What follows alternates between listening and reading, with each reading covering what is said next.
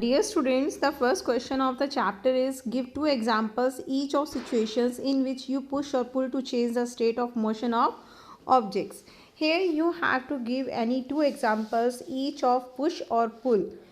In case of push, you can give the examples like pushing a trolley, closing a door or a drawer. In the same way, to draw what for pull, you can give the example like to draw water from the well, stretching a rubber band, in the same way pulling a rope during the tug of war. So any two examples of each you can give in this answer.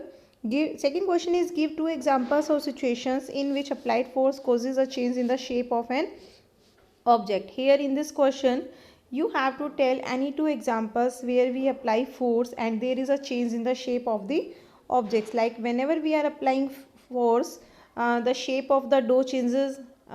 In the same way, when you are whenever you are playing with clay or you are making some statue with the help of clay and you are applying the force, the shape of the clay changes. In the same way, whenever you are stretching a rubber band, its shape changes. So you can give any 2-3 examples in which you are applying the force and there is change in the shape of the object. Question number 3 is fill in the blanks in the following statement. To draw water from a well, we have to pull. You will feel pull at the rope. A charged body dash an uncharged body towards it. Due to electrostatic force, a charged body attracts an uncharged body or another opposite charged body. So in this blank you will write attracts. Third one is to move a loaded trolley we have to push it. Definitely whenever we have to move a loaded trolley, generally we push it. Fourth one is the north pole of a magnet repels. Here you will feel repels the north pole of another magnet, because we know like poles repel each other and unlike poles attract each other. Now, question number 4. An archer stretches her bow while taking aim at the target. She then releases the arrow which begins to move towards the target. According to this situation, you have to fill these blanks.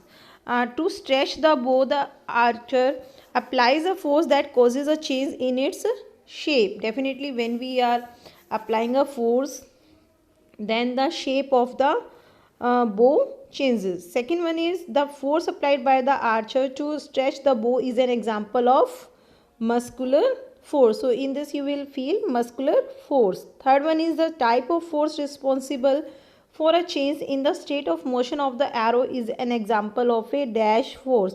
Here the archer in having the bow in his hand along with the arrow. So this is a type of contact force.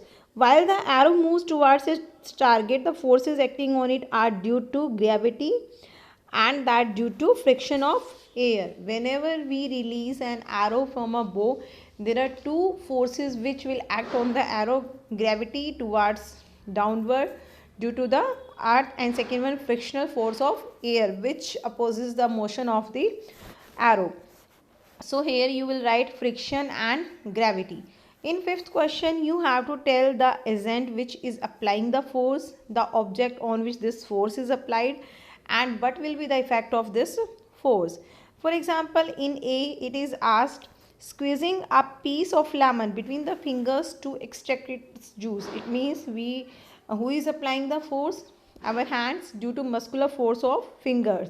And on whom we are applying? On the lemon. And due to its effect, the shape of the lemon will change and the juice will come out. In the same way, whenever in second part, whenever we are taking the toothpaste from the toothpaste tube, in that case same agent exerting the forces fingers, or we can say muscular force of fingers, object on which this force is applied, that is toothpaste tube, and effect will be that paste will come out and the shape of the toothpaste tube changes.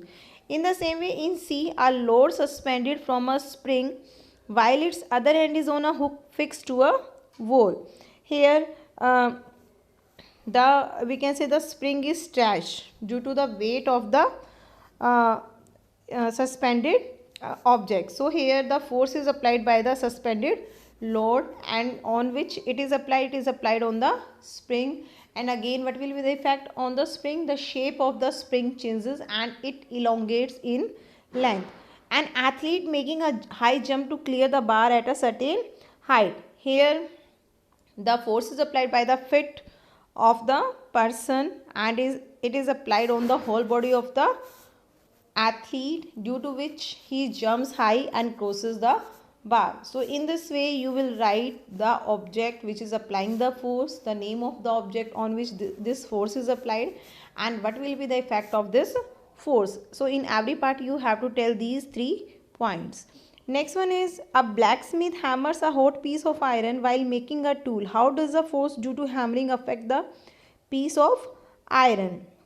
Whenever a blacksmith is hammering, it means he is applying the muscular force, and due to this the shape of the tool will change and it may become flat. In 7th question it has been asked, an inflated balloon was pressed against a wall after it has been rubbed with a piece of synthetic cloth. Here it has been asked why it sticks to the wall. Whenever we are rubbing two objects, they acquire some charge. So when balloon is rubbed with a piece of synthetic cloth, it acquires some charge, and a charged body is attracted by an uncharged body, because the wall is uncharged and the balloon is having some charge, so it will stick to the wall. Due to which force? Due to electrostatic force of interaction. Next one is, name the forces acting on a plastic bucket containing water held above ground level in your hand. Whenever we are having a bucket in our hand, it means we are applying the muscular force, due to which we are able to hold this bucket in our hand, and this force is applied towards the upper side, whereas gravity, or we can say gravitational force of earth, is acting downwards. We are applying muscular force in the upward direction and gravity is acting downward. These two forces balance each other. These two are equal and opposite to each other. That's why we are able to hold this bucket in our hands. Next one is, a rocket has been fired upwards to launch a satellite in its orbit. The two forces which will act on this rocket are, number one, definitely gravity of earth, which will pull this rocket towards downward towards the earth, and second one, frictional force of air, which will come from front side. So the two main forces which will act on the rocket are gravity and frictional force of air. 10th question is, when we press the bulb of a dropper with its nozzle kept in water, air in the dropper is seen to escape in the form of bubbles. Once we release the pressure on the bulb, water gets filled in the dropper.